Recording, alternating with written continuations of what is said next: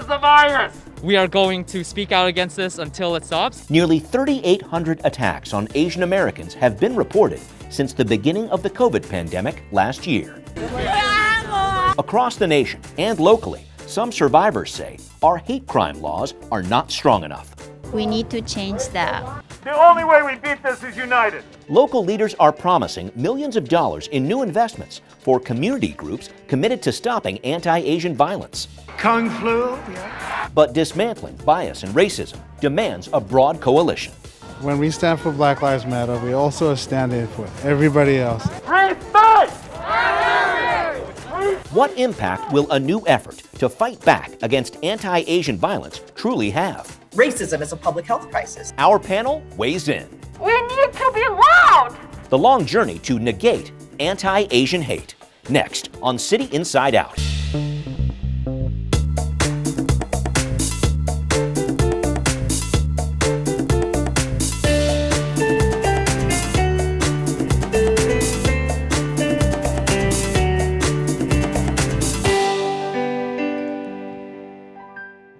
Welcome to this edition of City Inside Out. I'm your host, Brian Callanan.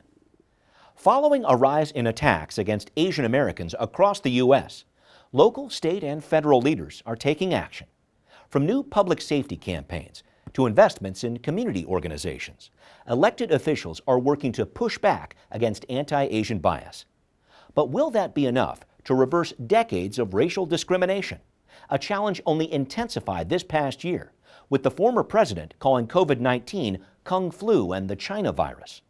This week, we're looking at the battle to stop what's turned into a parallel pandemic of violence against Asian Americans, and the role each of us plays in fighting that fight. We're not going to be silent anymore. Noriko Nasu is speaking out from a place of deep pain. It was a surprise attack. On February 25th, as she was walking with her boyfriend in Seattle's Chinatown ID, a man came up to her and, without a word, hit her in the face with a heavy object inside a sock. Still having a lot of dizziness, headache, brain fog.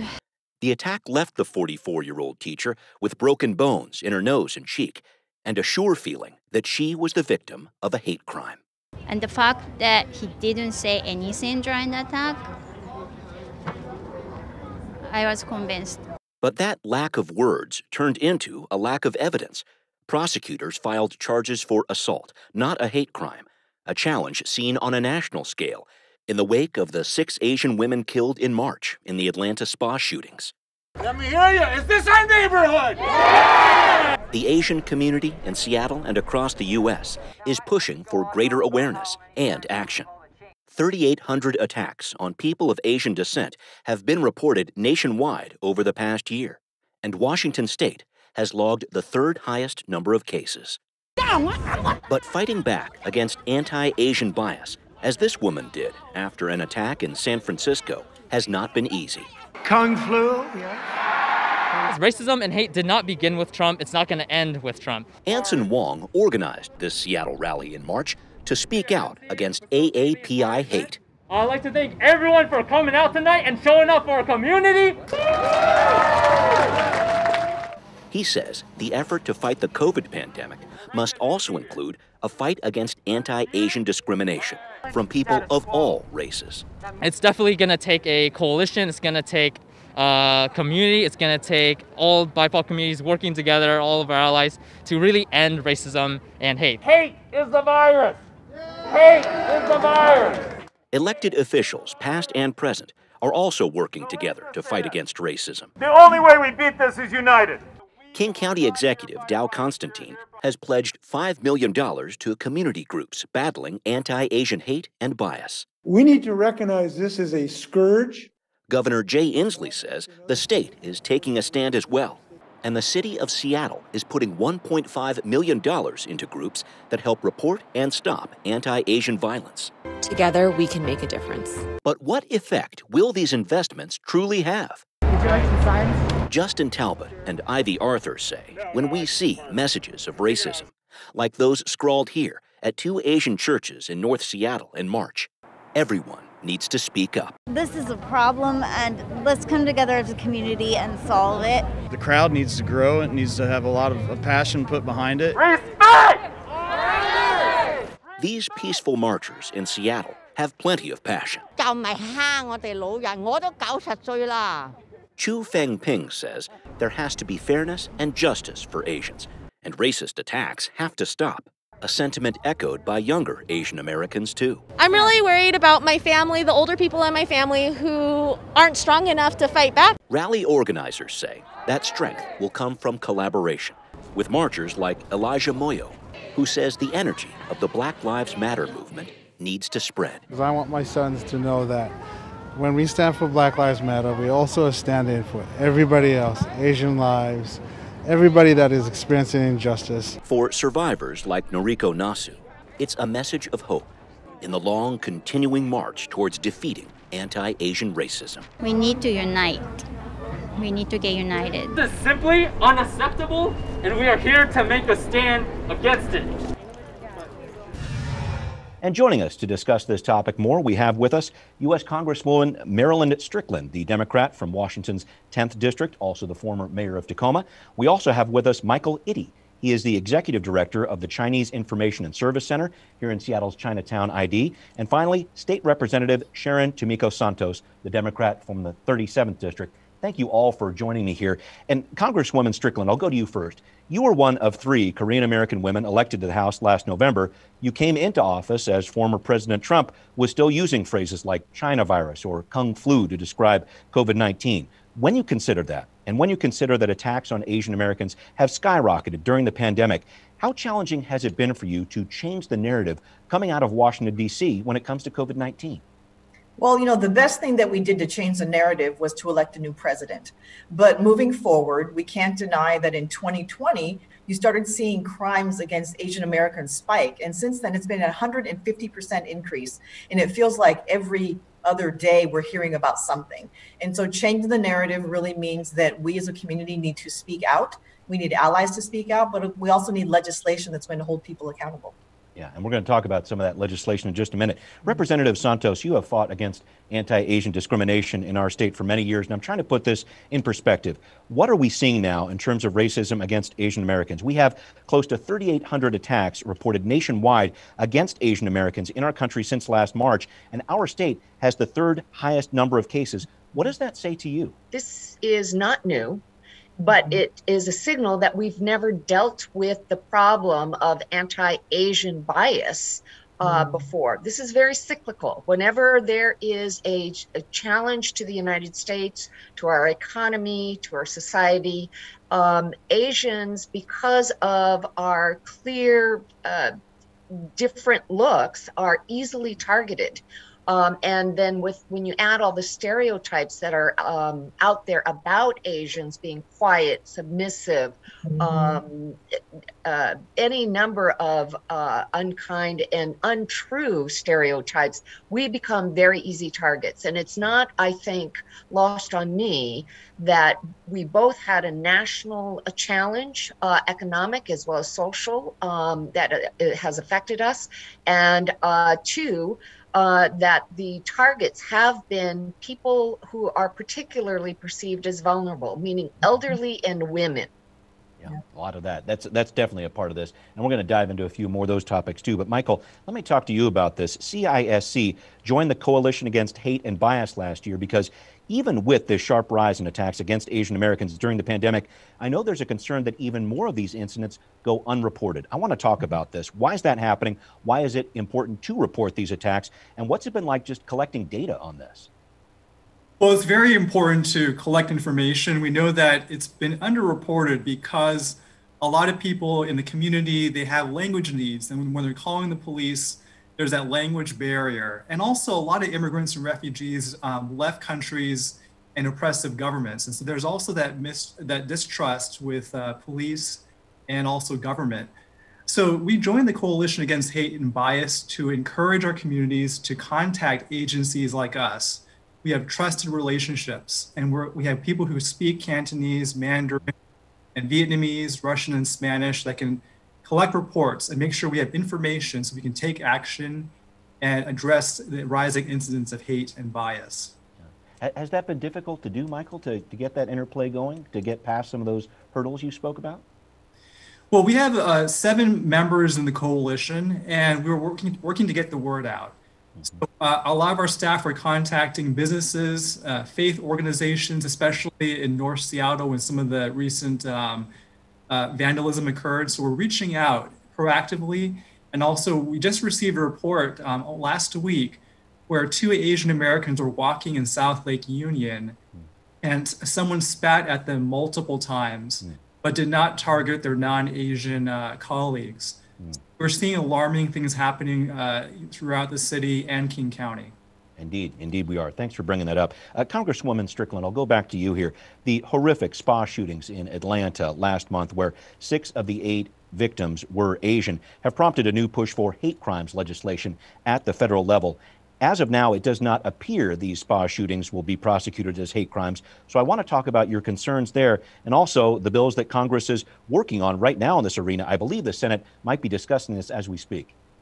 Yeah, there are a couple of layers to that question. So when we think about the term hate crime, historically in the United States, we don't typically think of Asian Americans because of the legacies of different, the experiences of different people. But I remind folks that, we actually, we ran Chinese Americans out of cities. We interned Japanese Americans. The history exists for sure. And I think for a lot of people, they don't view us as people who had histories of oppression or being treated badly. So it's hard for them to imagine us. And it kind of comes back to this idea of model minority. When it comes to legislation that's possible, especially given what happened in Atlanta, I've talked to people in law enforcement and they said to me, it's kind of hard to prove a hate crime. So even if they don't define it as one, you can tell by what happens when someone is targeting specific groups of people that it is in fact a hate crime. As far as legislation goes, I know that there are 2 things in play in Congress right now. Grace Meng, who's my colleague, has introduced the COVID-19 Hate Crimes Act, which addresses specifically hate crimes targeting Asian Americans. And then there's the Hate Crimes Commission Act of 2021, where we want to form a commission in partnership with the Department of Justice to have federal investigations of hate crimes. But I think to the point that Michael made earlier, people tend to be reticent to report it. And any numbers we have are typically very underreported. So we as a community and with our allies have to get used to reporting these crimes when they happen so that there can be accountability. And more importantly, we want them to stop.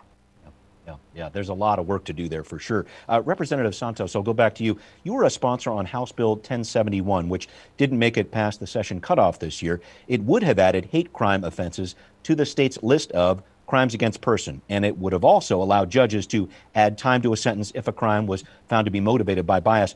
Why has it been so difficult for lawmakers to agree on what a hate crime is and how it should be prosecuted? Part of this is a perception issue. Are Asian Pacific Americans really part of the oppression narrative that is U.S. history? And, certainly as an historian, I would say absolutely.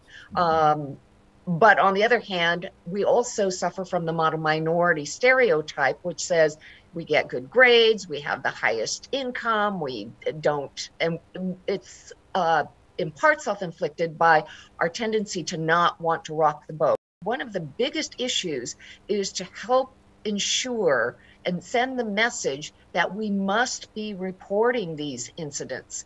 I will also say that our communities right now are in a bit of a turmoil around how does this not, and this is really what sunk the bill, is how do we ensure that this legislation is not twisted around and used as a weapon against communities of color? So clearly we have a lot of community discussion to take place. And so I'm very glad that you're initiating this, Brian, because it's so needed. It's important to do, and I think, thank you for saying that. Michael, I want to make sure I talk to you about this because we profiled Noriko Nasu in our setup piece to this show here. She was attacked with her boyfriend in Seattle's Chinatown ID back in February. She was convinced this was a hate crime. A man came up to her, hit her in the face with a heavy object in a sock. She broke several bones in her face and that, but prosecutors said they couldn't prove this was a hate crime in court and filed assault charges. I'm trying to figure out, was that disappointing to you to hear that this was not deemed a hate crime and was justice served in this case? Well, in her case, I mean, I don't doubt how she felt, being in the street, being attacked. But I think, from a community perspective, we're looking for ways to address it from a community-based standpoint. How do we prevent things like that from happening? How do we, as a community, protect our community members, our seniors, our elders, our most vulnerable? So there's a lot of efforts like developing a community watch to walk around the neighborhood to protect folks, and also the recent rallies that have been going on at Hinghey Park on March 13th with Governor Locke and other leaders. And then throughout King County, we're seeing rallies to raise awareness so that we can speak out against that. Because we know words do matter, and hopefully, make someone think twice about attacking anybody who's Asian American. All right, we're going to follow up on some of those measures in just a minute, Michael, but let me go back to you, Congresswoman Strickland, just talking about some of the investments that are happening at the federal, state, local level when it comes to fighting racism against Asian Americans. So the Biden administration, as you know, announced a few weeks ago it would reestablish the White House Initiative on Asian Americans and Pacific Islanders, funding more research on Asian American xenophobia, among other directives there. Do those proposals match up with what you would like to see when it comes to responding to anti-Asian violence and discrimination? Yeah, when we think about how we respond to violence, I'll go back to my original thesis. We wanted to stop, but we know that we need enforcement at the local, state, and federal level. They all have to work together. And so what are we doing at the federal level to support efforts that are happening at the state or local level? And I appreciate what the president has done because it's shining a light on it. The Centers for Disease Control recently declared hate crimes as a public health crisis. And so as racism is a public health crisis, and you cannot unlock the two. And so, we can't legislate our way into people's hearts and minds, but we have to create awareness. We need people to feel comfortable speaking out. And to be honest with you, I often say that the United States needs a civics lesson and a history lesson.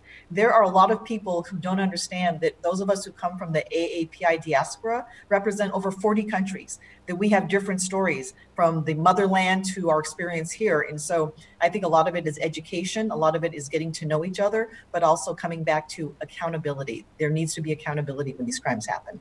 All right, we'll see what rolls out from the Biden administration on that. Thank you for that point. Representative Santos, let me go back to you here. As federal money starts to come into our state from the American Rescue Act and it flows down to the county and city levels here, we're seeing some new investments to battle against Asian American discrimination here. King County, as you know, spending $5 million on community groups. The city of Seattle budgeting $1.5 million towards this effort. What do you think of those investments? I just want to get that feel of where you think money should be spent, where effort should be put in here.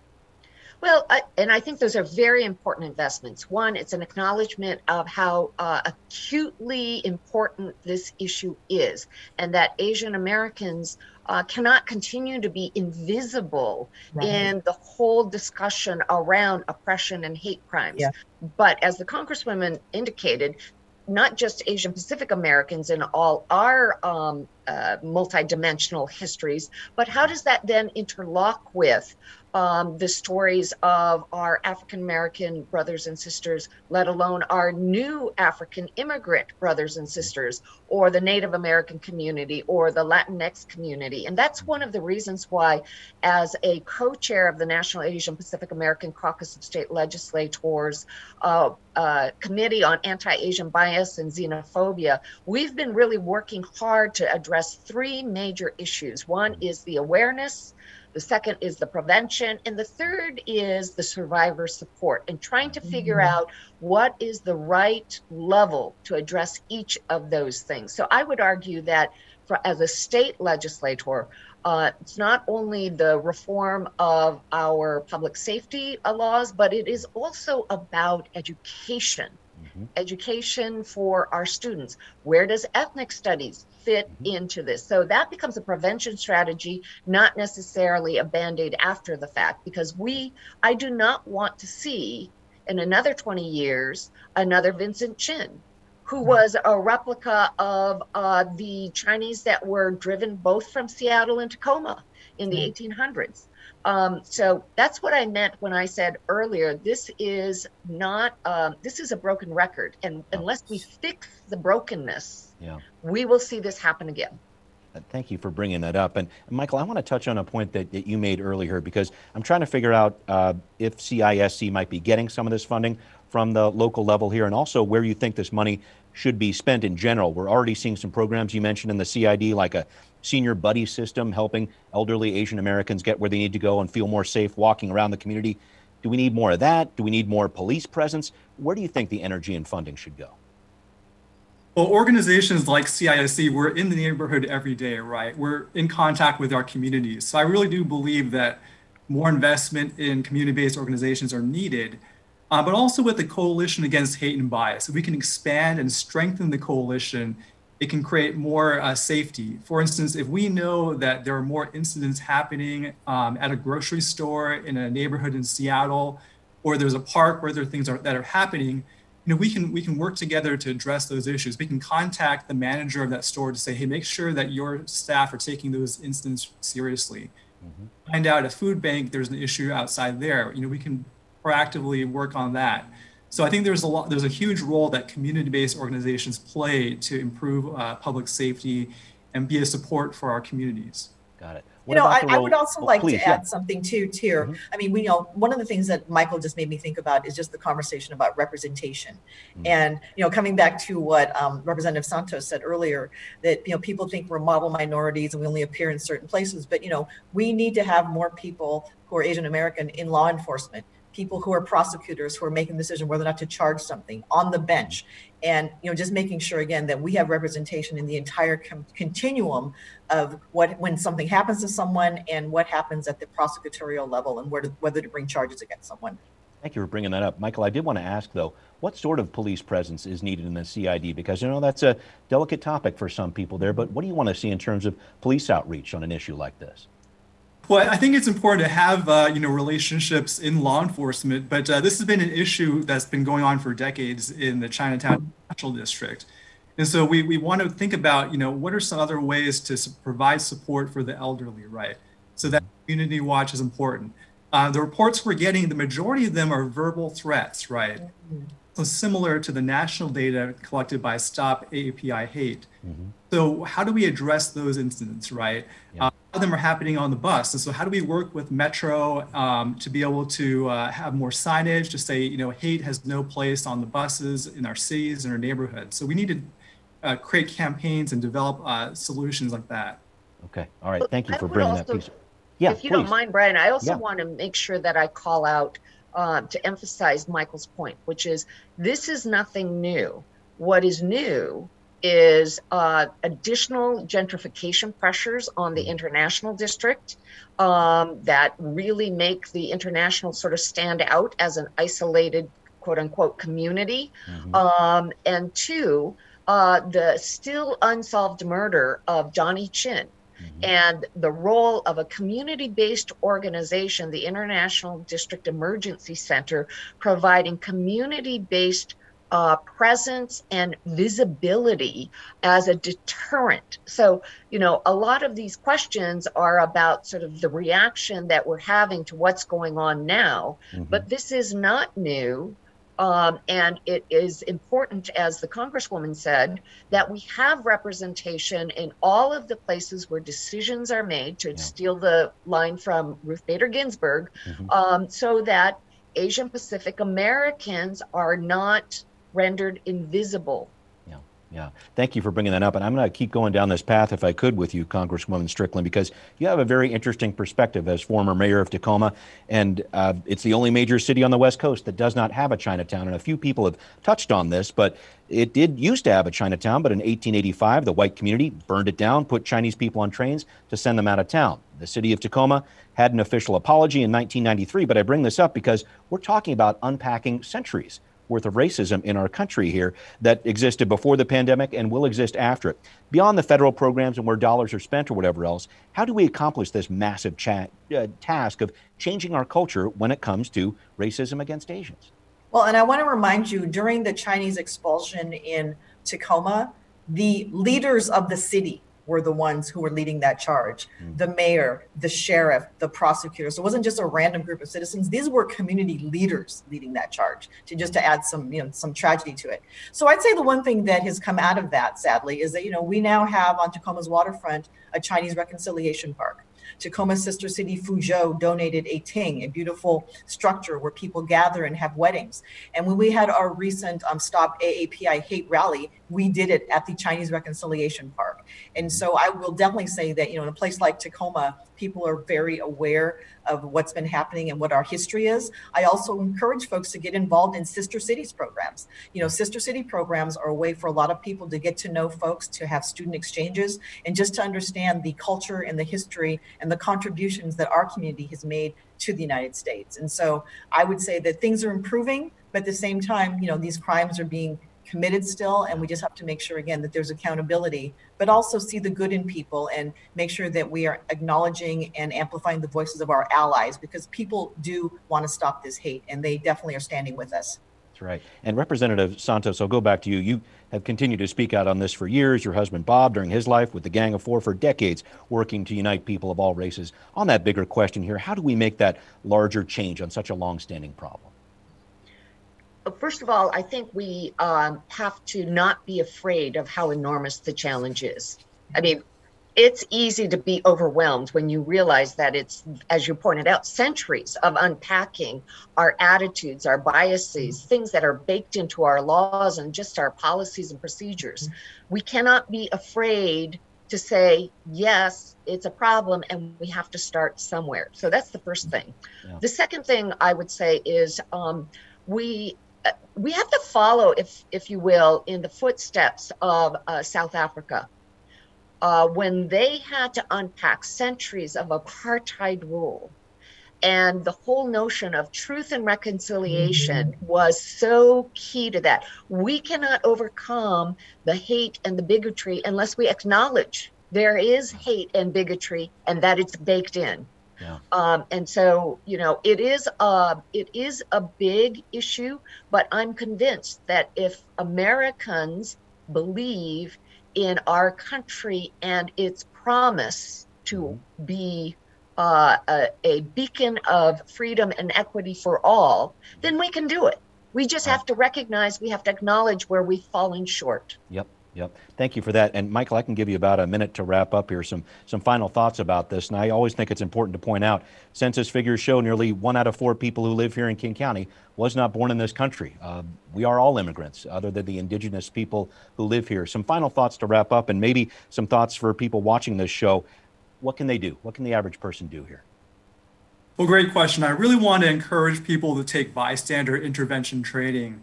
I think saw the horrific attack in New York City of a Filipina, and there were people that were just mere feet away and did not intervene. And so it's critical that all of us, as we go about, walking on the streets, shopping, we can take bystander intervention training. There's a great training session from Hollaback where you can learn about how to use the 5 Ds: distract, delegate, document, delay, and direct. I took that training and I have the tools I can use that if I were in a situation, I could use any of those to protect somebody or to help somebody out in a situation. Thank you all for joining me here, and we will be right back. What are people on social media saying about this issue? One person writes, "Stop Asian hate. Hate has no place in our schools or community." Another writes, "We can't allow more lives lost to hate, incompetency, neglect, indifference, elitist privilege. We must turn values into action." We'd like to know what you think. Send us an email at contact@seattle.gov or find us on Facebook, Twitter, and Instagram. Coming up next time, a recent state Supreme Court decision has upended Washington's drug possession law, invalidating decades of convictions. What does that mean for the courts and law enforcement agencies? And what are state legislators doing about this? We'll bring you the latest next time on City Inside Out. I hope you join us.